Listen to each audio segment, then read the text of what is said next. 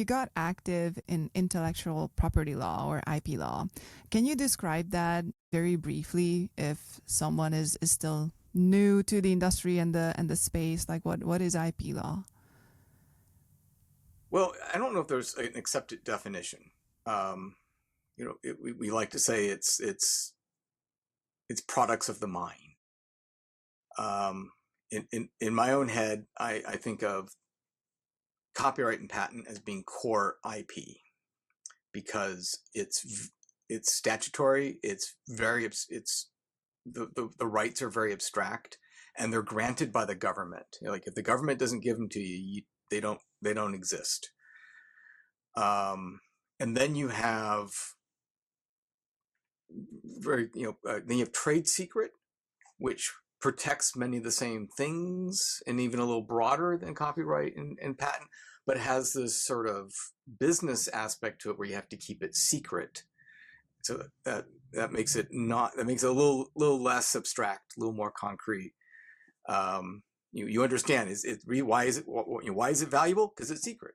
Well, what makes it a trade secret? That's secret. Trademark, which is often lumped in with copyright and patents, but in some ways it's the strangest of the intellectual property categories because it's really just a commercial relationship between you and the market and how people recognize products. But it has this sort of intellectual property veneer because of trademark registration. And then there's a lot of other hangers-on like privacy rights, publicity rights, the various DMCA protections. But it's that sort of thing. It sounds like that the big components of IP law are copyright, patents, and trademarks. And trade secrets, I'd say. Or trade secrets. So I assume that your work as an IP lawyer involves touching all of these.